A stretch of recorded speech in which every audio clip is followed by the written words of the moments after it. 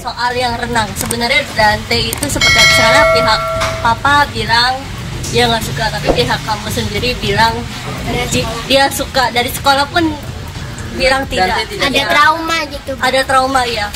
Jadi gini ya, untuk soal yang pihak sekolah jelaskan kalau Dante itu nggak bisa renang, itu mungkin harus diperjelas sebenarnya. Anak itu kan berkembang, anak makin hari berkembang, kayak Dante bayi aja kan makan bubur, sekarang makan nasi. Anak berkembang gitu, maksudnya sekolah tidak tahu update terbarunya Dante, lately-nya seperti apa. Bisa dilihat di CCTV atau video yang beredar yang disebarkan oleh keluarga tersangka. Itu Dante renang. Kalau Dante takut renang, mungkin dilihatin air aja itu anak pasti udah nangis gitu.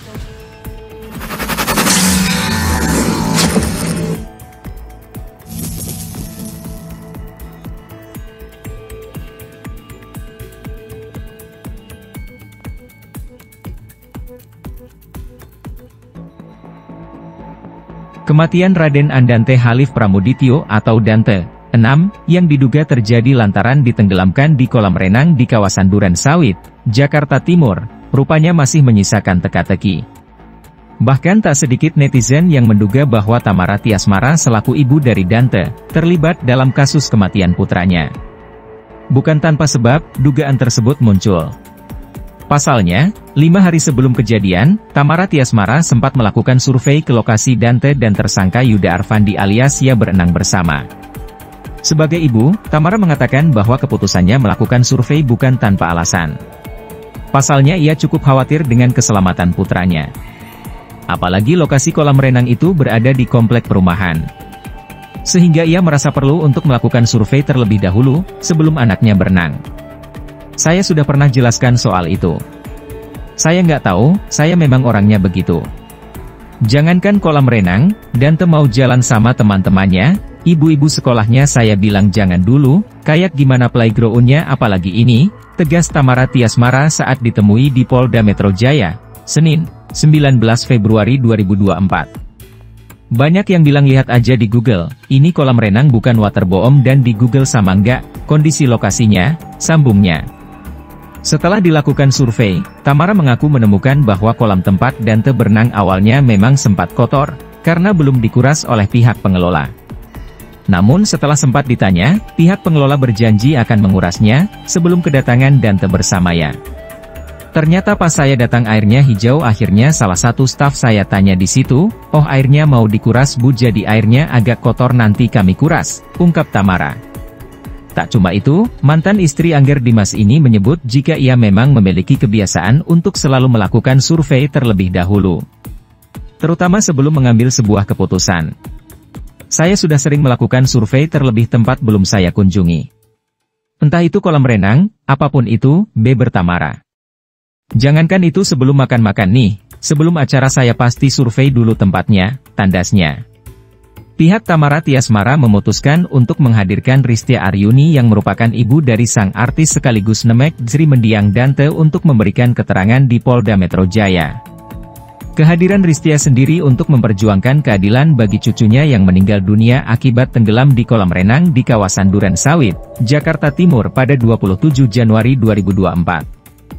Selain menghadirkan saksi, Sandi juga mengatakan bahwa pihaknya telah menyerahkan sejumlah bukti tambahan kepada penyidik Polda Metro Jaya. Hal itu dilakukan guna mengungkap motif di balik kematian Dante sejauh ini menjadi teka-teki.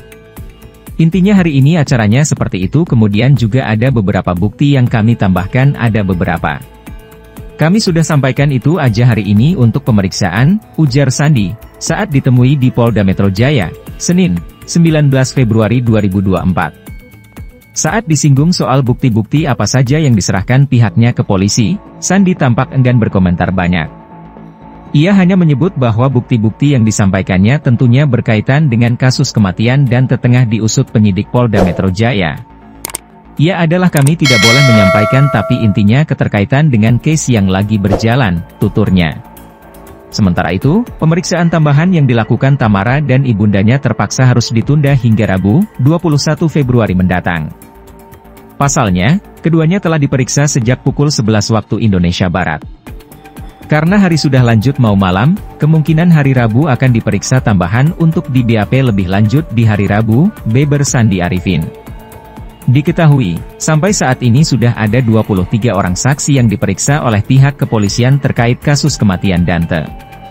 Selain Tamara Tiasmara dan Angger Dimas, polisi juga turut memeriksa manajemen kolam renang, ahli digital forensik, puslap for, ahli kedokteran forensik hingga ahli ITE. Ibunda Tamara Tiasmara, Ristia Aryuni sempat teriak histeris usai menjalani pemeriksaan tambahan di Polda Metro Jaya, Senin, 19 Februari 2024.